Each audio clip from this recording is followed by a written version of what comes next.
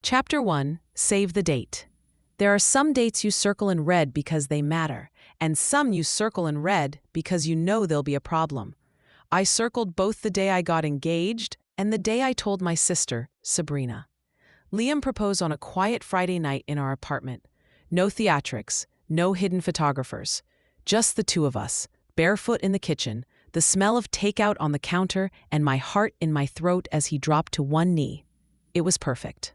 I texted my parents the next morning, called my best friend Elena, still shaking. But Sabrina? I hesitated. Not because we weren't close, technically we were, but history had taught me to brace for her reactions like incoming weather, sudden, dramatic, and often more about the forecast than the facts. I called her that afternoon. She answered on speaker, her voice syrupy. "Ari, don't tell me it finally happened." It. Not the proposal, not the engagement. Just it. I told her yes. That it had been thoughtful and small and that I'd said yes so fast I almost tripped over my own excitement. She was quiet for a beat. Then she laughed. "Well, thank God. I was starting to think you were one of those forever girlfriends. Liam really waited, huh?" I let it slide. I always did. Because pushing back with Sabrina meant inviting escalation. And I wasn't about to let anyone ruin this moment. But that call set the tone. Her texts came rapid fire over the next few days, links to designer gowns she thought would look better than what you usually wear, screenshots of floral arrangements, too elegant to pass up, even a suggestion that we book a high-profile DJ just in case anyone important showed up. It was her way of showing support, or that's what our parents would say. To me, it felt like she was already auditioning for the spotlight. The wedding was 9 months away, but my gut told me the real event, the one no one was invited to, had already begun, and I'd just sent out the first save the date to war. Chapter 2, All Eyes on Her. The bridal shower was supposed to be intimate, a low-key garden brunch in Elena's backyard, complete with lemon tarts, champagne flutes, and a playlist I spent hours curating. We kept the guest list small, just close friends, cousins, and a few of Liam's sisters who flew in early. My mom cried over the custom cookies. Elena made a speech that had everyone laughing. Even Jenna, one of my oldest friends and one of the few people who'd known Sabrina before Liam, seemed touched. She smiled during the toasts, chimed in on games, and helped me hold things together when Sabrina started showing cracks in the polite facade. Sabrina RSVP'd late, of course, and arrived 20 minutes later than that. She stepped through the white trellis like it was a runway, tight white jumpsuit, wide-brimmed hat, and oversized sunglasses she didn't remove for the first 10 minutes. Her heels clicked across the patio, louder than the music. Conversation stopped. Heads turned. She smiled like she'd won something. "Elena," she said, kissing both cheeks like they were at Cannes. "This is so chic. I love that you kept it humble." Elena gave her a strained smile. I avoided eye contact and poured myself more sparkling water. Sabrina made her rounds, hugging people she hadn't seen in years, commenting on weight loss or job titles, pretending to remember names. She wasn't mean. That was the thing. She was strategic. Each compliment was wrapped in something sharp. When the games began, Sabrina dominated them like we were on a game show. She shouted over the Guess the Memory round, made dramatic guesses during Who Said It, Bride or Groom, and managed to steer nearly every anecdote back to herself. "I remember when I almost got engaged," she said at one point, laughing. Bullet dodged. Laughter rippled uncomfortably. Then came the toast. Elena asked me to stand for a quick thank you speech. I kept it short, grateful, emotional, honest. But Sabrina? She pulled out her phone. "I didn't prepare anything," she said. "But since everyone here knows how long I've had to deal with Ariana, I figured I should say something."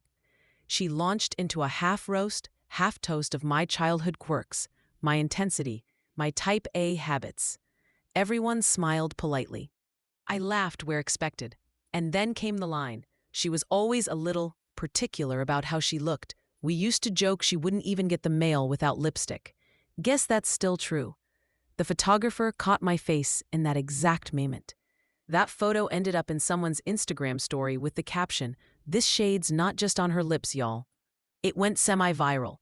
The attention didn't fall on me, though. It fell on Sabrina, the woman who wore white to her sister's bridal shower, the woman who made the bride's big moment somehow about herself. Chapter 3: The Dress Incident. I should have known something was off the moment she texted me a selfie from the boutique. Thoughts. She was standing in a pale ivory gown, body hugging with a plunging neckline and a slit up to mid-thigh. She'd tagged the bridal boutique and added a winking emoji. I stared at the image, confused. Me. For what? Sabrina. The rehearsal dinner. It's white adjacent, not white. Super flattering, right? My jaw clenched.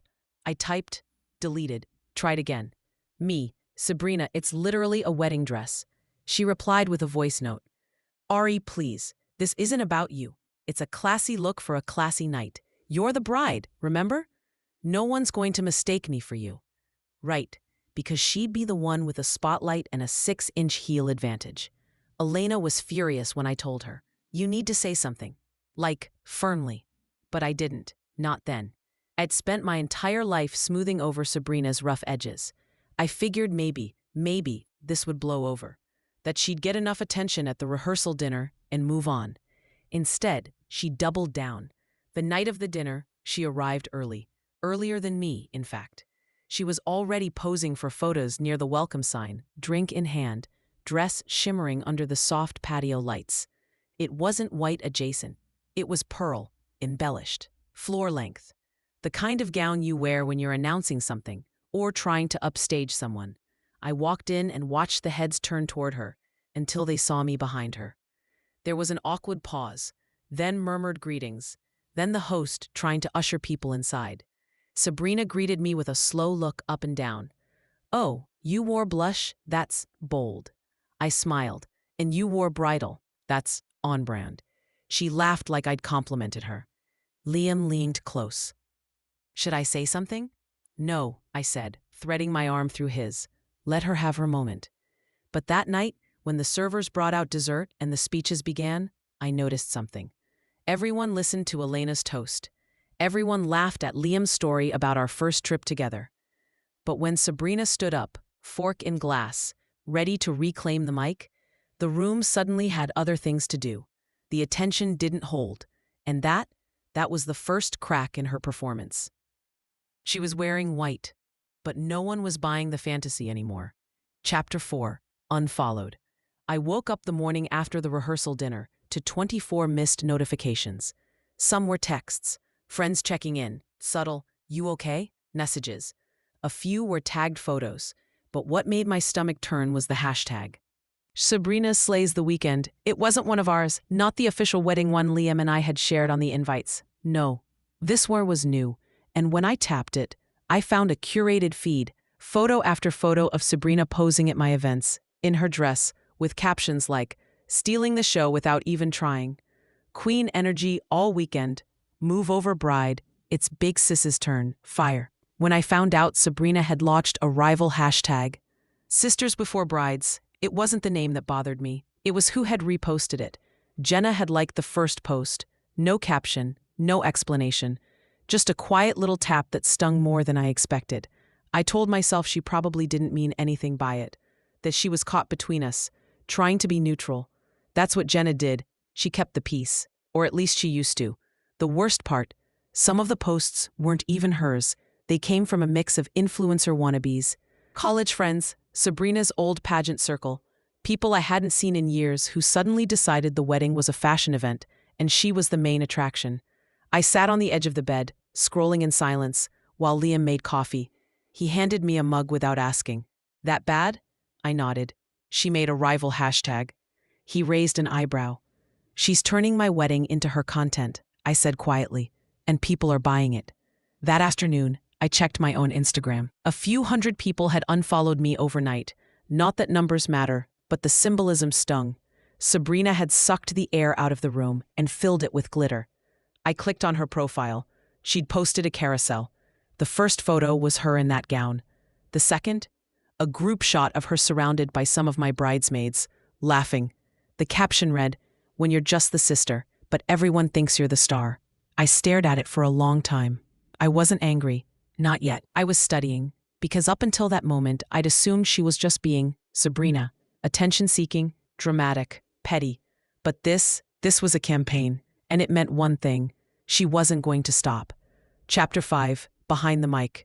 Rehearsal dinners are supposed to be warm, familiar, the final toast before everything changes, but ours felt like a press junket.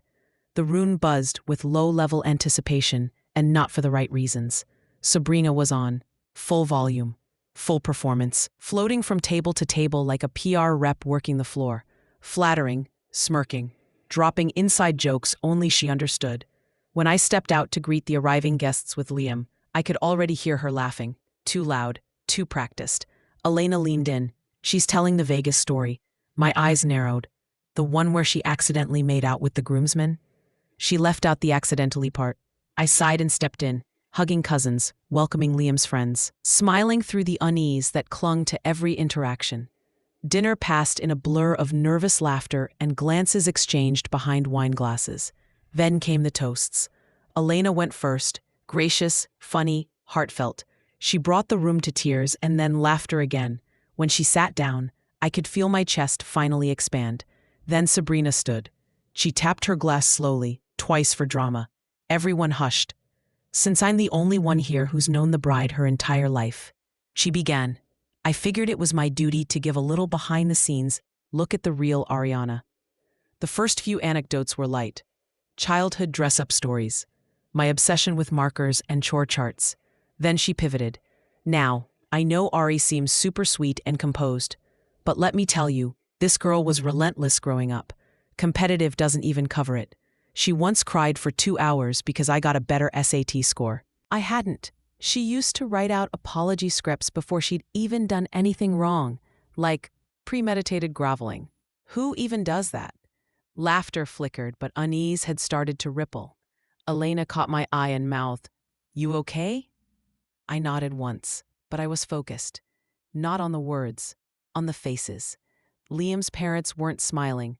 My cousin Maya, who had been quiet all night, now looked disgusted. One of the bridesmaids actually pulled out her phone like she was documenting the train wreck in real time. And that's when it hit me. Sabrina didn't care if she looked bad. Not as long as she was the one holding the mic. So I let her finish, let her bow, let her soak in every drop of self-satisfied applause, because someone else had been recording. And Elena? She was already planning the encore. Chapter 6. A Friend with Footage. It started with a blink drive in a mint tin. Elena handed it to me at breakfast the next morning, sliding it across the table like a drug deal. "You'll want to see this," she said, her tone clipped. I stared at it. "What is it?" "Footage," she said. I wasn't planning to keep it, but after last night, I couldn't delete it. Turns out, Elena had been capturing clips for a behind-the-scenes wedding montage, a sweet sentimental video for me and Liam. But what she caught instead was a highlight reel of sabotage. I watched it that night after Liam fell asleep. The first clip was from the bridal shower, Sabrina whispering to a group of girls near the mimosa bar, laughing, glancing over at me. You couldn't hear everything, but one phrase came through clear. It's giving charity case chic. The second was from the boutique, Sabrina posing in the white gown, saying to the saleswoman, "She won't care. She knows I outshine her on camera anyway." And then, the rehearsal dinner. A full recording from a camera Elena had set on the gift table. I watched myself sitting still and smiling tightly as Sabrina launched into her speech. But this time, I saw what I'd missed before. The glances exchanged, the people checking their phones, the discomfort. One woman, my cousin Nadia, muttered, "Why is she doing this?" under her breath, caught crystal clear in the background. There was even a clip from later that night, Sabrina in the parking lot, tipsy, laughing with 2 of Liam's groomsmen. "Honestly," she said, "Ari's lucky I haven't just announced a pregnancy and called it a tie." I paused the video. My hands were shaking. This wasn't insecurity. This wasn't harmless flair. This was a campaign. One designed to unravel me without looking like sabotage. And it had been working, until now. Because what Sabrina never understood was that Elena, she didn't just bring receipts. She made duplicates and backed them up. And what I had now was a full-blown case study in narcissistic implosion, time-stamped and ready. Chapter 7, the group chat. It started as bridal gossip. Then it turned into a leak. Then a war room. That morning, I woke up to 5 texts from Maya, all time-stamped before 7:10 a.m. Maya, 7:08 a.m. Are you seeing this? You need to look at the bridal party chat. Elena's already on it. Check the screenshots. She's been planning this for months. Still in bed. I pulled the phone to my face. The group chat looked normal at first. Just leftover chatter about call times, lipstick shades, a brunch head count. But then Elena dropped a link, a Google Drive folder. For Ariana, no more excuses. Inside were screenshots, dozens of them. The first was a private group thread, not our bridal party chat. This one had Sabrina, two of Liam's groomsmen, and Jenna. Jenna, my oldest friend. The one who'd been there since middle school sleepovers and graduation caps and shaky college choices. The only bridesmaid who knew Sabrina before Liam ever entered the picture. And she was in it. Not silently, not passively. She was engaging. The first messages were all from Sabrina. Aria's always been the safe one, the filler girl. This wedding is like watching a gray cardigan marry a spreadsheet. Then came the kicker. If this implodes a little, maybe Liam will actually wake up. I blinked hard. It didn't get better. Jenna replied, LOL, don't tempt fate. Pretty sure he used to have a thing for you. No pushback, no defense. Just casual betrayal wrapped in a text bubble. Next came a screenshot from DMs between Sabrina and her college roommate, someone I hadn't thought about in years. Ari plays it small so people won't notice she's boring. She's always been scared I'd outshine her. I'm done pretending. And there it was again. That line. Done pretending. This wasn't wedding tension. It was long-haul jealousy. The kind that sits behind a smile and waits for its spotlight. Sabrina wasn't spiraling. She was orchestrating. And Jenna, my Jenna, had been there for it all. Reposting the rival hashtag, laughing at the roast during the rehearsal, sharing concerns in the main group while feeding Sabrina everything she needed behind the scenes. There was even a poll. Which moment will break Ari more, the speech or the dress? Voted on by both groomsmen and Jenna. When I got to the last screenshot, I just stared. It was Aleda's note. Let me know if you still want to pretend this is just sibling drama. I didn't, because this wasn't drama, it was war. Chapter 8, Baited. The hardest part wasn't reading the messages, it was pretending I hadn't. Sabrina was always at her most dangerous when she thought she was winning. And now, she thought I was folding, softening, giving up. So I let her believe it. I stopped replying right away in the group chat. Let her little suggestions about the floral arrangements slide by. Let Jenna subtly swap one of my readings with a different quote because it sounded more fun. I acted like the stress had worn me down, like I just wanted to survive the weekend with my dignity intact. It made Sabrina bold and predictable. During the final walkthrough, she circled me like a shark. You look tired, Ari. Everything okay? Her voice dripped with fake concern, but her eyes were gleaming. I gave her a tight smile. I think I'm just realizing that I can't control everything. Sometimes it's easier to just let people be themselves. Maya shot me a sharp look. I ignored it. Even Elena blinked. I mean, what's the worst that could happen? I added lightly.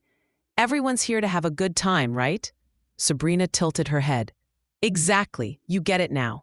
I always knew you'd loosen up eventually. That night, I dropped the bait in the main bridal chat. Hey, I've been thinking about what Sabrina said at the shower, and honestly, she's right. I do take things too seriously. If there's anything you guys want to do during the ceremony to make it more personal or fun, I trust you. I added a heart emoji. Then another. Jenna was the first to reply. This is so mature, Ari. Love that for you. Sabrina followed. Oh my God, I'm obsessed with this growth. Ceremony's going to be iconic. Elena sent me a private message seconds later. Elena, what exactly are you doing? Me, handing them the rope. The next day, we met at the venue for a final prep session. Elena brought her camera equipment under the guise of getting candid content for my wedding reel. I'll have stationary cams in the back and a couple lav mics hidden on the mic stand and podium, she said, adjusting a tripod. You're sure no one will notice? They won't. Jenna already asked if I could film a TikTok first look moment. I told her I needed extra angles. We both laughed, but it was tight, focused. Maya joined us later, pulling me aside near the gift table. Are you really okay with this? She whispered. You just gave them permission to make a spectacle. I didn't give them permission. I said. I gave them an opportunity. There's a difference. She blinked. Ari. I looked her straight in the eye. If Sabrina wants to blow up my wedding, fine. But this time, she's going to light the match on camera. The next morning, Sabrina strolled into the bridal suite 30 minutes late with iced lattes she didn't offer to share. She wore a white satin pajama set trimmed in feathers, flamboyant, almost bridal. Her makeup was full glam, eyelashes like wings. "Don't worry," she said, flopping into a chair. "I'm not trying to upstage you. Just wanted to look good for the reels. You know how it is." Jenna giggled behind her. I didn't respond. Instead, I let Elena press record. The show had already begun. Chapter 9. The wedding day switch-up. There's a strange calm that settles over you when you know how the storm ends. By the time I stepped into my gown, I wasn't nervous. I was ready. Hair, makeup, jewelry, everything was perfect. Intentional, but not overdone. I kept the neckline classic. No veil, no dramatic train. Let her play the peacock. Maya helped me step into my shoes. "You good?"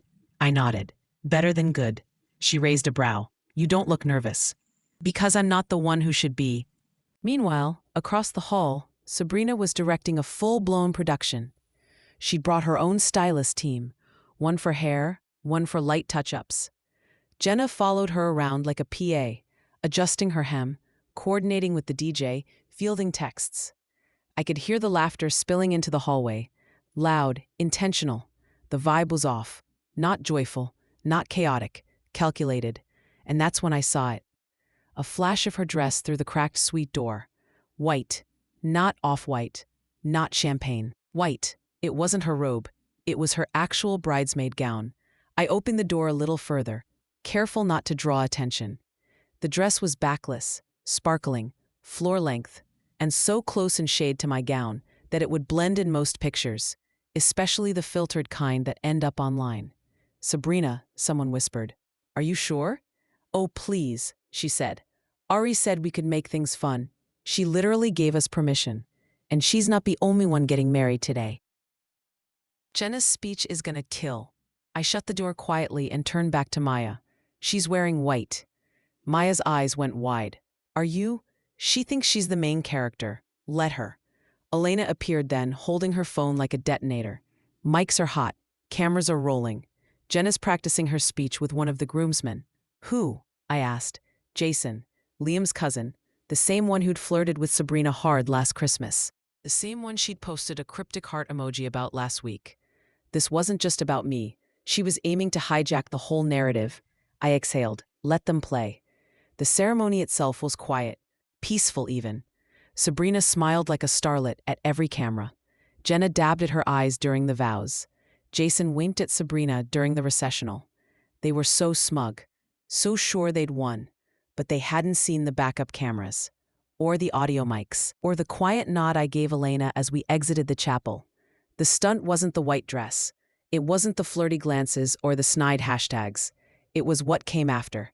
Because tonight, they weren't the only ones with a surprise. Chapter 10, Reception Reversal. By the time the DJ tapped the mic to call everyone to attention, Elena already had the USB drive queued up. I stood, lifted my glass halfway, then set it back down. "I was going to give a toast," I said. Voice calm but steady. "But instead, I'd like to share something I think a few people here need to see." Sabrina chuckled from the second table, swirling her champagne. The screen behind me flickered on. First, a grainy clip, audio only. Sabrina. "Ari's always been the safe one. The backup plan. Liam was never thrilled about her." Then Jenna's voice, lilting. "Jenna, come on. Everyone knows he used to have a thing for you. You just never made a move." The room shifted. One cousin muttered under their breath. My aunt lowered her phone mid-swipe, but it was only beginning. The next clip showed Sabrina in the bridal suite 2 days before. If this implodes a little, maybe he'll actually think for once. I'm just saying, if something were to happen, it's not like she doesn't deserve it. I mean, Ari was the one who always made me feel small.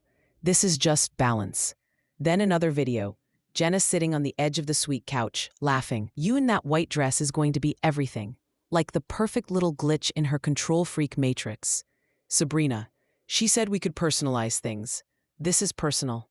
Besides, I'm the sister. People expect me to be dramatic." More laughter. Another cut.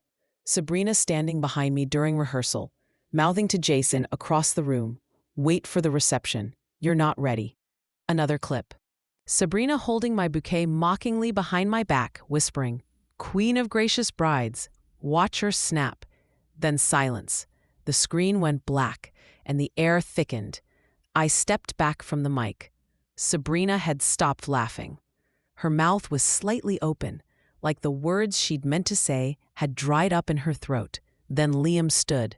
He didn't raise his voice, but every person in that reception hall heard him. "Sabrina," he said, turning to face her fully, "that story Jenna told about me having a thing for you, that was never true. Never. And it's pathetic that you let her say it just to stroke your ego." Gasps rippled across the room. Someone's fork clinked loudly against a plate. "I tolerated you," he continued, "because you're her sister. That's it. That's always been it." He turned to me, steadier now.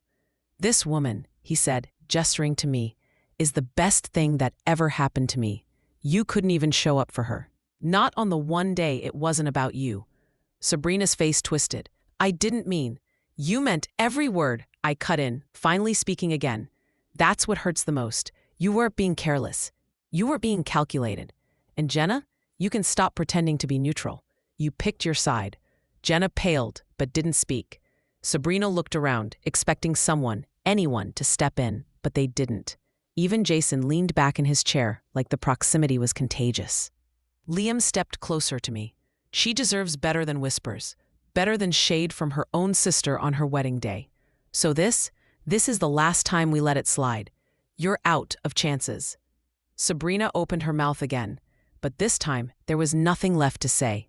Not a single thing that could unplay that footage, unburn those bridges, undo the truth we'd exposed. Her stunt wasn't just exposed, it had detonated. And for the first time in her life, the crowd wasn't applauding. They were turning.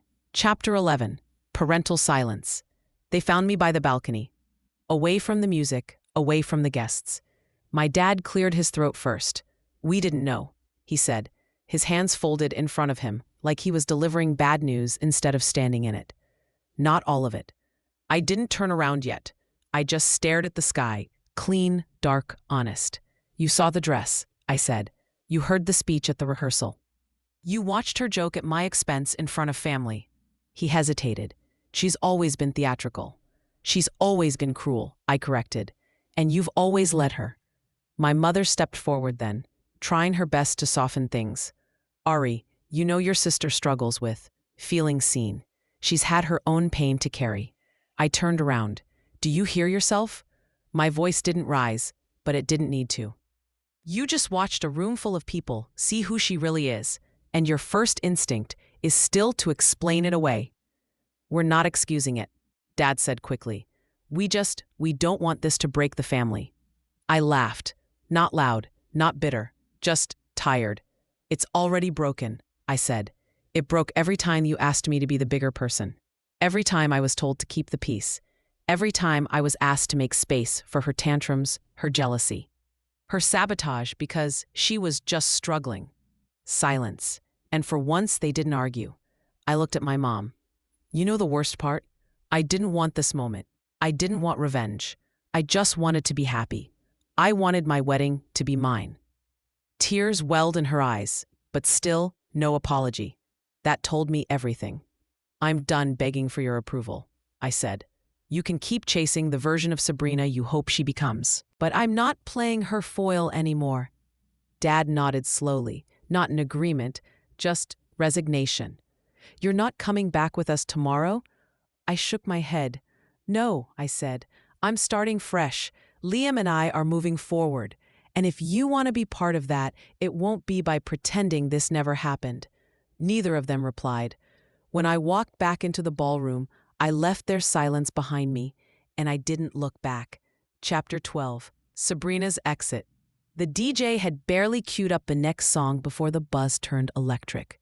Not a whisper, not a murmur. People were talking.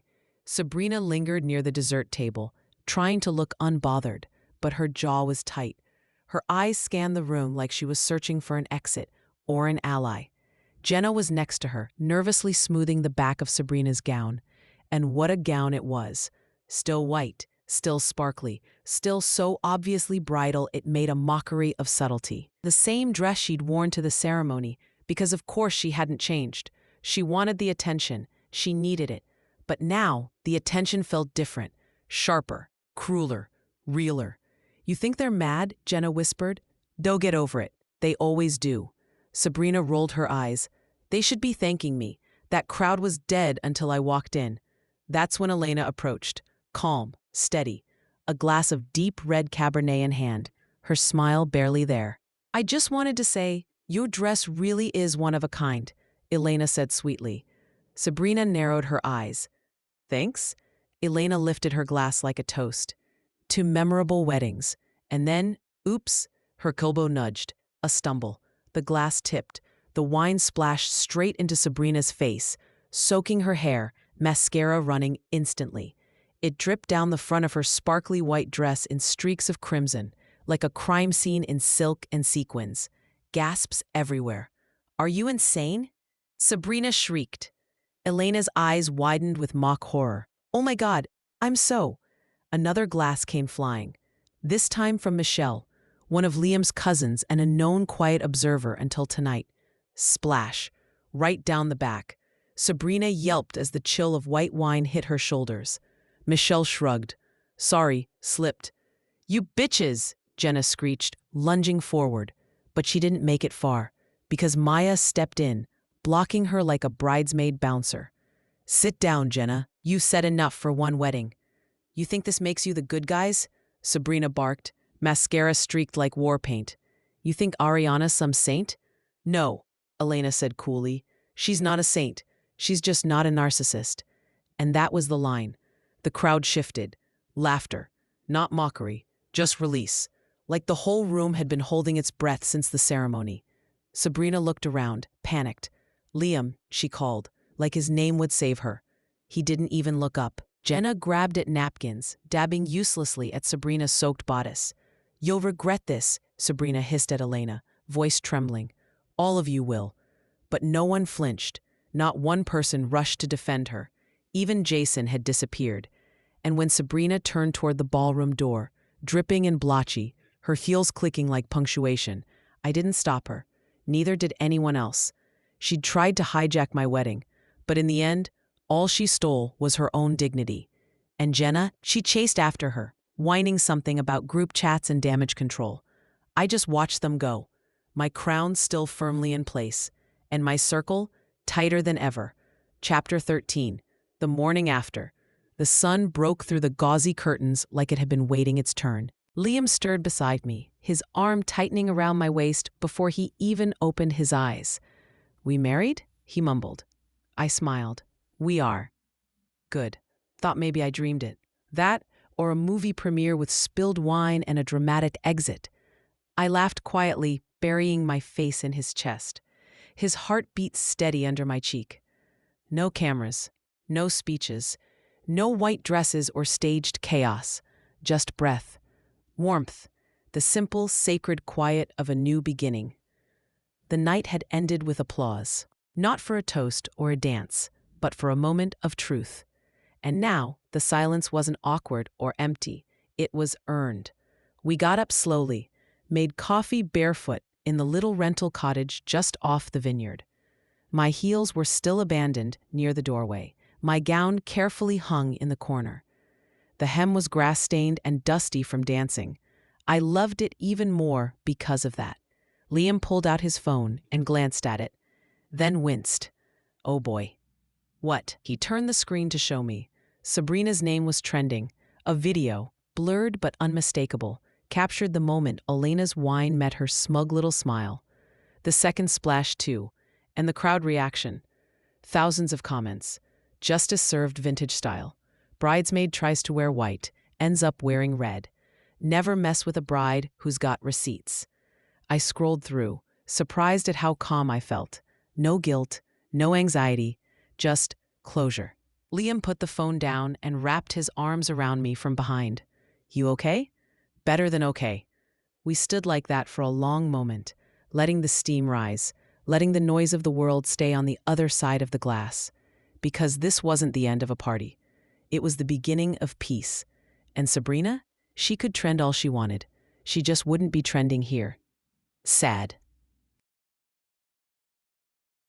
Chapter 14. New vows, new boundaries. I hadn't expected to see her again so soon. But there she was, sitting alone on the edge of the garden terrace behind my parents' house, sunglasses on despite the overcast sky. A half-drunk mimosa dangled in her hand, her once perfect curls pulled into a frizzy bun. She looked less like the star of a grand finale and more like someone who'd missed her curtain call.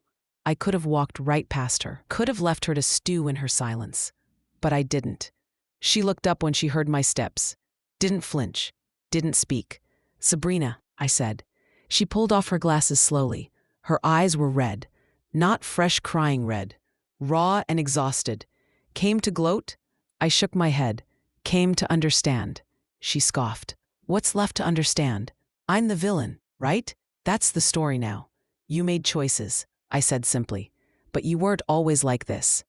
Her voice cracked, bitter and small. "You don't know what it's like, being compared to you. My entire life, it's been, why can't you be more like Ariana? You walked into every room and people smiled. I walked in and they braced for impact. That's not my fault." "I know it's not," she snapped. "But it doesn't change the fact that I've always felt like the spare. And you get the career, the perfect fiancé, the picture-perfect wedding. I wanted something, just one moment where it wasn't about you." I looked at her, really looked at her, and saw it for the first time. Not the performance, not the pretense, just the hollow ache of someone who'd never felt enough. But I wasn't going to let that excuse what she did. "You tried to steal my moment by humiliating me. You weaponized every ounce of insecurity you've ever felt and made me the target." Sabrina didn't argue. I stepped closer. "You want to know the real difference between us? I never needed to dim your light to shine. But you? I didn't mean to." "Yes, you did," I said. "You meant every choice, every comment, every petty little stunt. You wanted to be the center of the story, and now you are. Just not in the way you imagined." Her eyes welled again. "So what now? You get your perfect ending, and I, what, just disappear?" "No, you figure out who you are without trying to be the opposite of me." She didn't respond, just looked away, jaw clenched. I turned to go, but paused. "And Sabrina? I'm not mad because you wore white. I'm disappointed because when I needed my sister, I got a saboteur instead. I walked away then, not because I was angry, because I was done." Later that night, I stood on our balcony with Liam, watching the sky turn lavender over the hills. The world was quiet again. "I never made vows to her," I said softly, "but I'm making one now, to myself." He looked at me. No more shrinking to keep the peace. No more silence to make others comfortable. Liam smiled. "To new vows, then." I nodded, raising my glass. "To boundaries that don't move." Because this wasn't just a wedding, it was a reckoning. And I didn't need everyone's approval to live happily ever after. Just mine. Epilogue. The line in the sand. 3 months later, the dress was still in the back of my mind. Not mine, hers. The white sequin stunt gown Sabrina had worn like armor. Jenna tried to post it on Poshmark 2 days after the wedding with the caption, "Worn once, iconic moment." But the comments were brutal. "Is that the one with the Merlot facial? You really listed the dress she got baptized in wine?" People even posted screenshots from the footage Elena captured. Wine dripping down the bodice. Sabrina's stunned face. Jenna trying to wipe her own makeup with a cocktail napkin. The listing disappeared within hours. I didn't screenshot it. Didn't need to. Some memories aren't souvenirs. They're reminders. Liam and I went on a real honeymoon. Quiet. No social posts, no curated captions. Just us on a windswept coastline in Ireland, hiking cliffs and eating seafood from paper trays. It was perfect. Back home, we started fresh. I legally changed my last name, moved into our place, and donated the extra wedding favors to a local shelter's fundraiser. The drama didn't follow us. We didn't let it. As for Sabrina, she vanished online. Deleted stories, locked accounts. Her last public post was from the morning of the wedding. Full glam, holding a mimosa, captioned, "It's giving main character energy." The internet disagreed. Our parents tried to tiptoe around it. You know she's still your sister, my mom said once, folding a dish towel like it was a peace offering. She made her choice, I said. And I made mine. No screaming. No dramatics. Just boundaries. Jenna DM'd me weeks later. No apology. Just, hope you're doing okay. I didn't respond. But I did respond to the people who mattered. Maya, Elena, a few cousins who pulled me aside at the reception with quiet words of support. They still check in. We still laugh. Elena sent me a picture last week, a candid shot from behind the venue. Liam and I, barefoot in the grass, his jacket over my shoulders, my heels dangling from my fingers. I was laughing. Fully mid-laugh. Caught off guard. Free. That's the one, she wrote. And she was right. That's the one I'll frame. Not because it was perfect, but because I was. Not polished, not posed, just real. And finally, mine. Thanks so much for watching. If you love a good revenge story, or if you've ever dreamed of getting the last word without saying much at all, you're in the right place. Be sure to like this video, subscribe to the channel, and turn on notifications so you never miss a new savage ending. Because around here, karma always hits different.